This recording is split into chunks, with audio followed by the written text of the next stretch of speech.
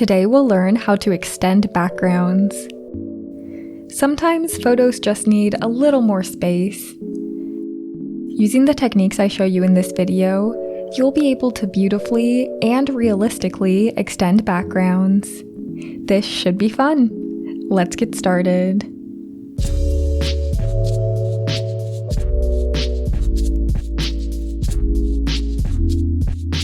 If you'd like to follow along with me, you can download the exercise images in the video description.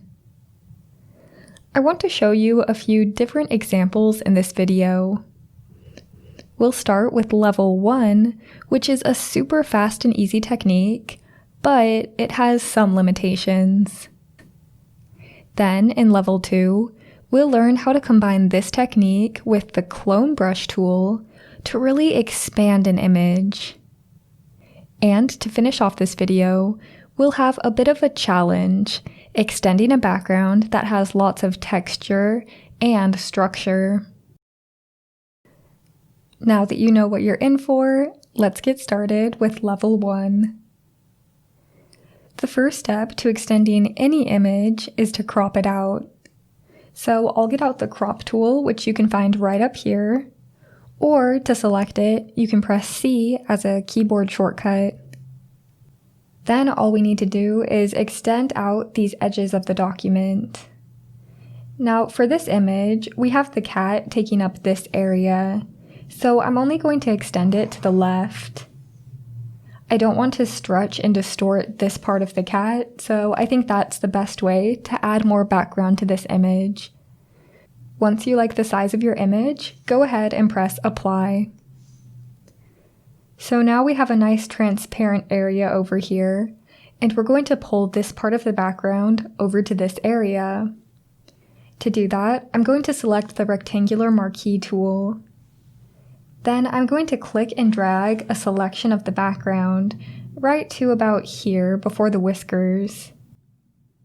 Then I'm going to duplicate this area of the document onto its own layer. So I'll press Command or Control J to do that. Then go ahead and press Command or Control D to deselect. So now we have this piece of the background on its own layer, separate from the original. I'm going to take this piece and stretch it outward this way. So I'll go ahead and press the Move tool. And then I can extend out this area. Now, I want to point out the limitations of using this technique. The more I stretch it, the more distorted the background becomes. You can even see that the noise that was here has now been stretched out, making it much more obvious. So for this image, I would probably only stretch this to about here, which will add a little bit extra to the document.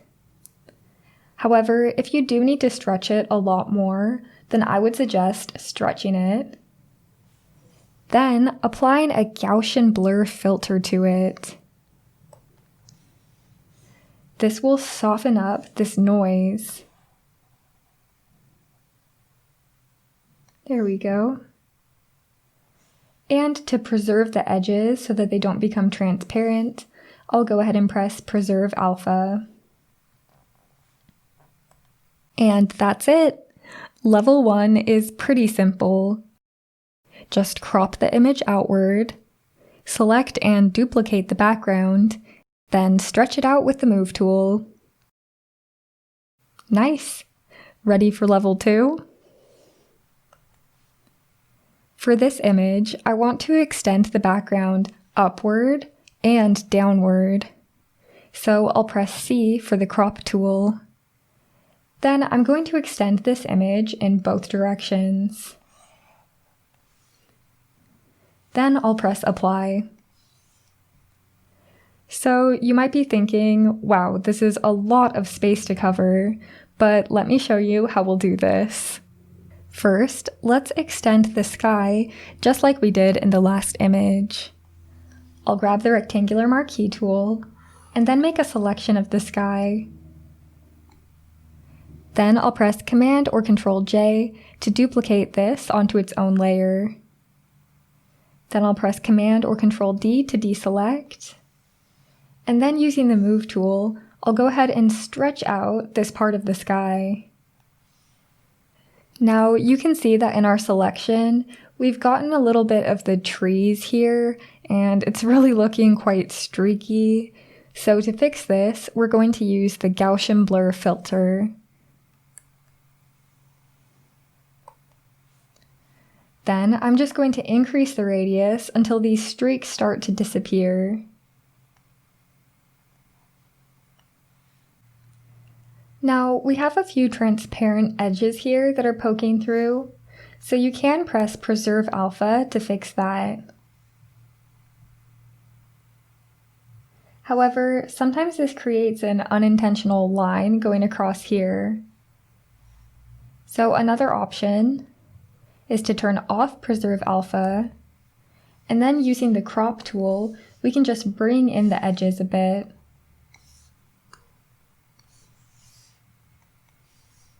Alright, now for the tricky part. We've extended the sky, but we also want to extend the bottom here. To do this, I'm going to be using the clone brush to fill in the trees.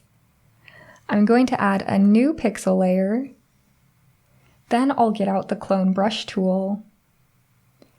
To make sure that as I'm sampling, it samples from the tree layer, I'm going to change this from current layer to current layer and below. Then I'll just hold down Alt or Option on my keyboard to sample an area, and then I can begin to paint this in.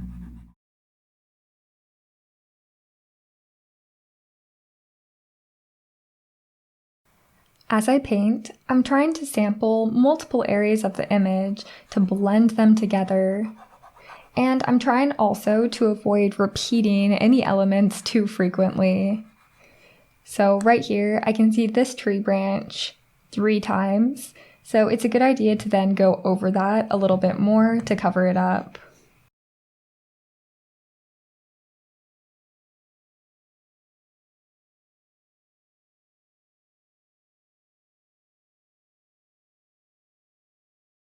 I also want to point out that as I'm painting, I have a low flow on my paintbrush. This low flow helps me to blend together the areas of the trees and to make the cloning look less obvious. Alright, this is looking really good. You can see that with just a little extra work and the clone brush, you can extend natural backgrounds like this very easily. But what about a harder background? Let's try extending the background of our level 3 image. Now, this image is a lot harder than the trees because it has structure. These lines of the wall need to stay straight and consistent to look realistic. So let's give this a shot. First, I'll get out the crop tool by pressing C. Then I'll extend this background. Then I'll press apply. Okay, so for this image, we won't be stretching out the background at all. It won't look right with all this texture going on. So instead, we'll clone out this background completely using the clone brush. So I'll get out a new pixel layer. Then I'll get out the clone brush and change it to current layer and below. So to clone this background, I like to start on a line. So I'm going to sample right here on the line. Then I'll go directly across from that line. I like to make my brush nice and large so that I can see where the line is going to match up. And for this part, I'm also going to raise my flow just so that I can clearly see what's going to be sampled in this area. Once I like the positioning, I'll go ahead and press down with my cursor and paint across. I'll also lower my flow again so that I can blend this out.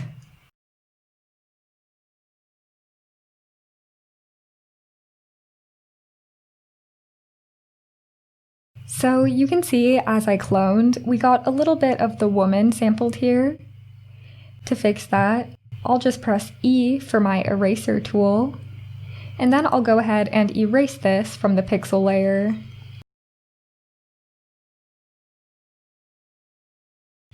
Then I'll get my clone brush again so that I can blend out this area.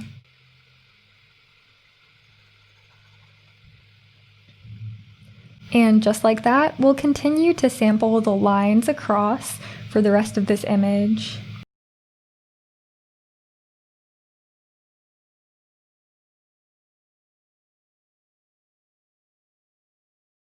For this upward portion, I'm going to sample a line again, and then I'm just going to guess where it should go. That might not be enough space, so I'll press Command or Control Z to undo that, and then I'll try again.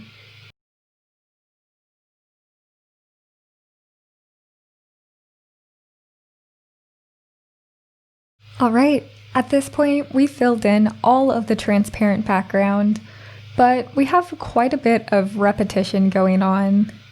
So at this point, I'm just going to take my clone brush and sample to paint over the areas that look obviously cloned, like this big crack going down the middle.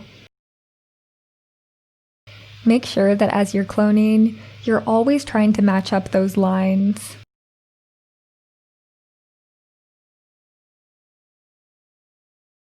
Alright, now that we've taken away the repetition, I think this wall is looking so much better. We've now learned some great techniques for extending backgrounds. On simple images, just make a selection and stretch it out. But for complicated backgrounds like this, the clone brush will be your best friend. If you want to learn our Affinity workflow, then check out the free course below.